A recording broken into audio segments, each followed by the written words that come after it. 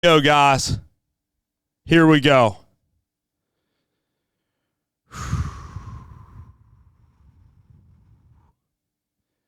Man, oh man. Interesting, very interesting news that I just got on A&M. So I don't know if this has any rumors, but really Dan Campbell is really getting a lot of interest in the Texas A&M job. That's interesting on so many. That's really interesting on so many levels. That's blowing me away, frankly. So I don't know if Dan Campbell's going to be the guy. I mean, I could probably do a 2-hour video just on that because Dan Campbell has such a good thing happening with him and Brad Holmes. He has a great relationship with Brad Holmes and Sheila Ford Hamp. He's really good for the NFL game. But really, Texas is home, and I think that he'd be tremendous with college kids, and I think that man, oh man, just so many interesting things. A lot of breaking news here on a Sunday. We have Yurchich getting fired. University of Arizona in serious trouble, even with Jed Fish there, the football program. So just so much news here on Jimbo Fisher. But so Jimbo Fisher, the reason he didn't get it done, like, first of all, you can't take away the national championships he had at Florida State. He had a good year with Kellen Mond. I guess it was during the COVID year. He had a successful season. Really, the offense never got rolling yet. He never had a transcendent player like a Johnny Manziel at Texas A&M. He never had like a great, I guess he had Devin A-Chain, but Devin A-Chain's even a better, player in the NFL.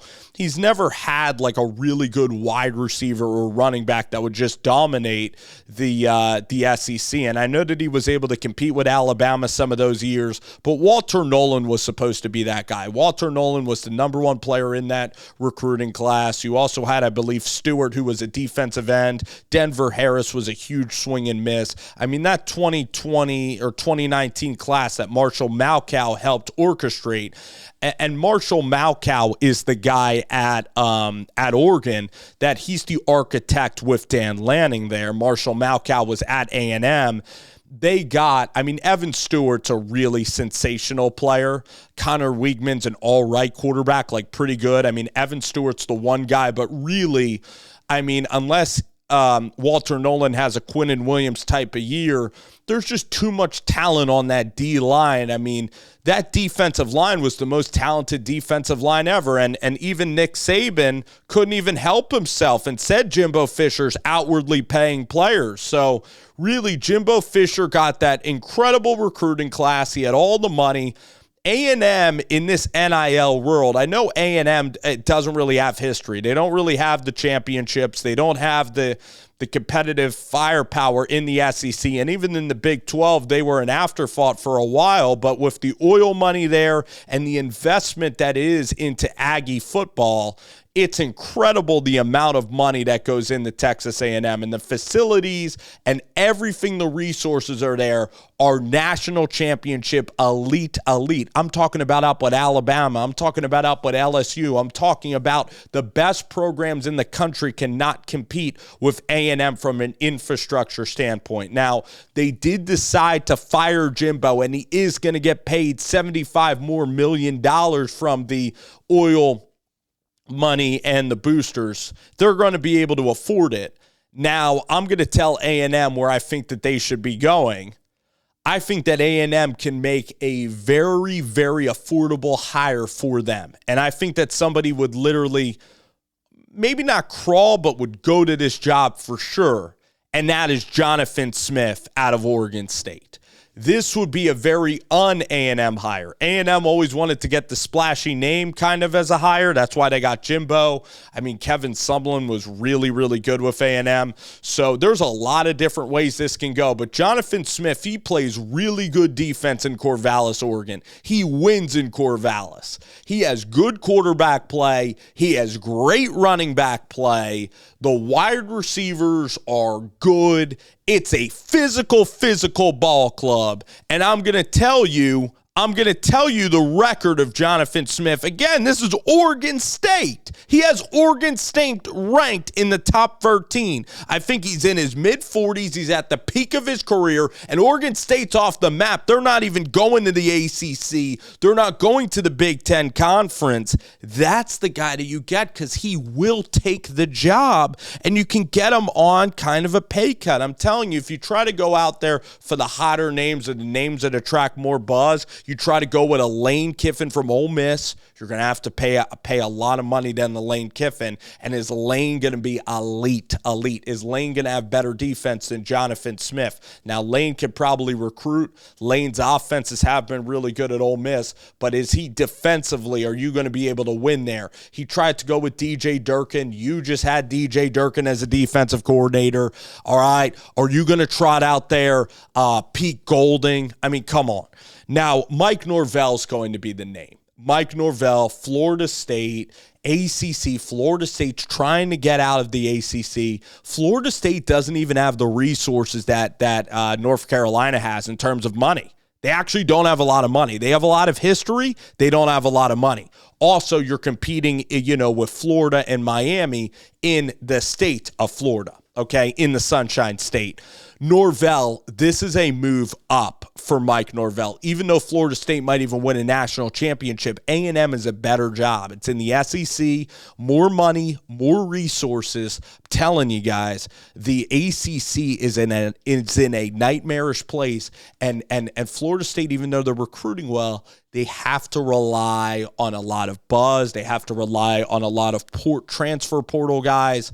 The high school recruiting can get better with Mike Norvell. The hottest name in college football, too, is my guy, Dan Lanning. But Dan Lanning has it all at Oregon.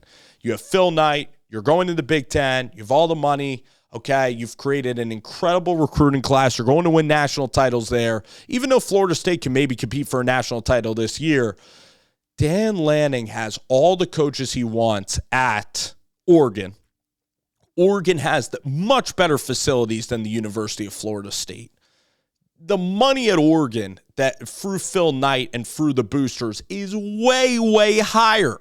Also, you don't have to recruit. Also, you're killing it in recruiting. You're beating USC. You're beating Washington for all their recruits in terms of the line of scrimmage recruits. Dan Lanning has a machine at Oregon.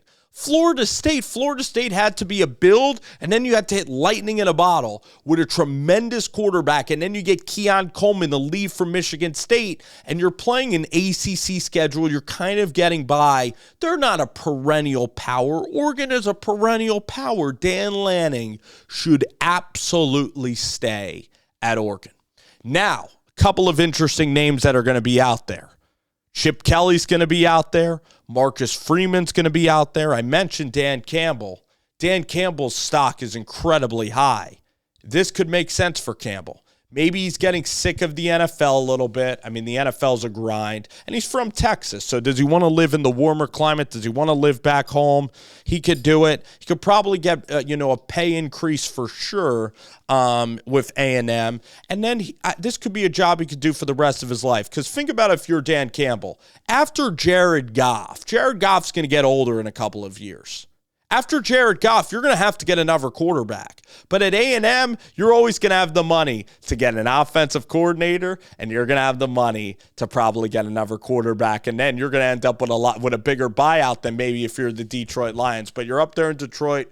I know that you love Brad Holmes. I know that you love the situation. That's why it's so tough, because Sheila Ford, Dan Campbell he does love the city of Detroit. He is ingrained there, and they are turning it around. So the timing of it isn't ideal. For him, eventually Ben Johnson's going to leave, and Jared Goff's going to get older, and those same Detroit fans within 2 or 3 years are going to start to want to run Dan Campbell probably out of town in 2 or 3 years. I'm telling you, that's how it works. Even Doug Peterson in Philadelphia, that's how it works. So I know that Dan Campbell would love coaching college football because he's a guy that you want to run through a wall for. He's a guy, he wants to improve the lives of everybody around him. I think Dan Campbell's one of those personalities that can actually be not only really successful at the NFL level, but he can also be a guy that at the college level can gain that success. So I kind of Dan Campbell would be kind of exciting for A&M, but I think I'm going to roll probably with Jonathan Smith. Actually, Jonathan Smith's going to be my first choice. Then I'm going to see about Norvell. I'm also going to see maybe about G.J. Kinney, what he wants to do, and maybe that role. Listen, I don't know about Kingsbury would be a little interesting, but he's kind of like Lane Kiffin. Lane's even better than Kingsbury. No defense with Cliff. Even though Cliff was at A&M. Cliff has better offense than Jimbo, though. So even if you land with Kingsbury, you get better options. Anyhow and anyway, that's the big board at A&M right now. I predicted a couple of weeks ago that, I did a big board video at A&M. I knew it'd be tough for Jimbo because just 8-4, they just pay too much money out. The recruiting's too good for Jimbo to keep going 7-5 and 8-4. They brought in Petrino. The offense was okay, but the defense now slipping. The team is not consistent. They needed more quarterback depth. I mean, Wiegman got injured, and then Max Johnson, just an all-right quarterback. So they have Stewart. They have, I believe, Thomas is a wide receiver there.